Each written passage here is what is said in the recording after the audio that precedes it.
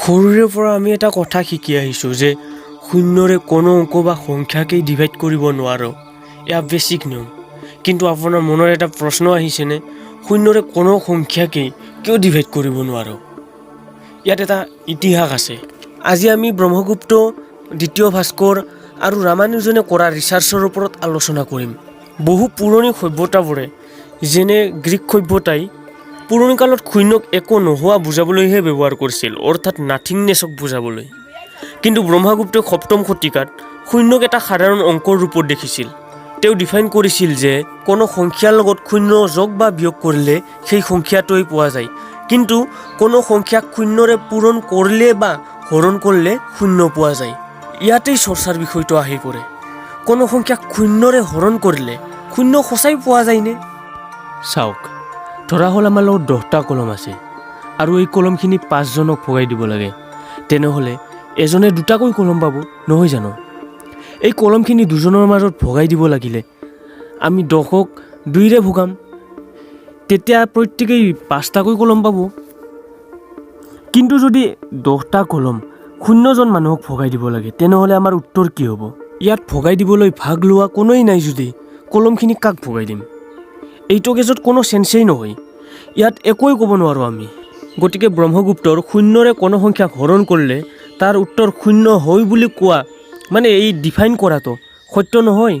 তাৰ 500 বছৰ পিছত দ্বিতীয় ভাস্কৰে কৈছিল যে শূন্যৰে যিকোনো সংখ্যাক হৰণ কৰিলে উত্তৰটো অসীমত থাকে, অৰ্থাৎ ইনফিনিটি হয়। ধৰা হ'ল আমি 10ক 0ৰে হৰণ কৰিছোঁ। ভাস্কৰ দ্বিতীয়ৰ মতে শূন্যৰে 10ক হৰণ কৰিলে ইনফিনিটি হয়। গতিকে আমি এইটো ক'ব পাৰোঁ যে ইনফিনিটি পূৰণ 0 সমান 10। আনহাতে আমি জানো যে কোনো সংখ্যাক 0ৰে পূৰণ কৰিলে 0 হয়। গতিকে 10 সমান 0। এয়া সম্ভৱ জানো? আহক এতিয়া আমি প্ৰেক্টিকেলি প্ৰুফ কৰি চাম এইটো। ধৰা হ'ল x = y। এতিয়া আমি দুয়োফালে xৰে পূৰণ কৰিলে পাম x² = xy। আকৌ দুয়োফালৰ পৰা y² বিয়োগ কৰি পাওঁ x² - y² = xy - y²। এতিয়া x² - y² ফৰ্মুলা মতে আৰু xy - y² পৰা y কমন আনি পাওঁ x + y whole into x - y whole = y into whole x - y। এতিয়া দুয়োফালৰ পৰা x - y ইলিমিনেট কৰি পাওঁ x + y = y। এইটো সমাধান কৰিলে পাম x = 0। এতিয়া আমি প্ৰথমৰ x = y ধৰি লোৱা দেখোঁ। সোঁফালৰ y বাওঁফালে আনি পাওঁ x - y = 0। আগতে পাইছিলোঁ যে x = 0, গতিকে x = 0 বহাই পাওঁ x - y = x। দুয়োফালে 2y যোগ কৰি পাওঁ x - y + 2y = x + 2y। দুয়োফালৰ x নোহোৱা কৰি এতিয়া পাওঁ y = 2y। আকৌ দুয়োফালৰ y ইলিমিনেট কৰি আমি পাওঁ 1 = 2। এইটো সম্ভৱ নেকি? কেলকুলেশ্যনত কিবা ভুল হৈছে নেকি? গতিকে আমি ভালকৈ চালে দেখা পাম যে আগতে x + y whole into x - y whole = y into x - y। ইয়াত আমি x - y ইলিমিনেট কৰিছিলোঁ, যিহেতু আমি x = y বুলি ধৰি লৈছিলোঁ।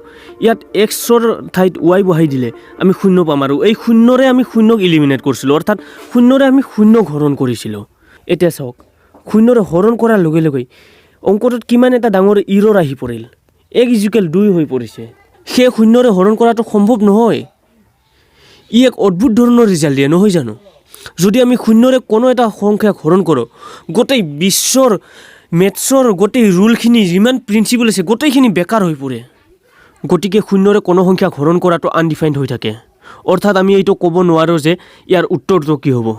ইয়াক প্ৰমাণ কৰিছিল আমাৰ প্ৰসিদ্ধ গণিতজ্ঞ ৰামানুজনে, আৰু যাৰ ফলত তেওঁক এটা নাম দিয়া হৈছিল, যিটো হৈছে দি মেন হু ন'ছ ইনফিনিটি।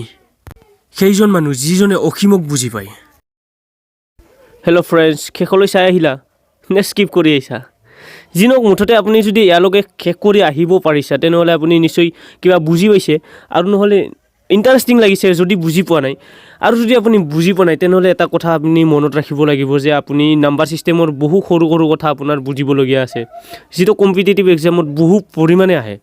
আৰু ইকুৱেশ্যন, আৰু যদি আপুনি নাম্বাৰ ছিষ্টেমৰ কথাও জানে, ইয়াত ইকুৱেশ্যনৰ কথা কৈছোঁতো আমি, এই ইকুৱেশ্যনটো আপুনি বুজি পাব লাগিব ইকুৱেশ্যন চলিউশ্যন কৰিবলৈ, তেতিয়া আপুনি এই ভিডিঅ'টো বুজি পাব।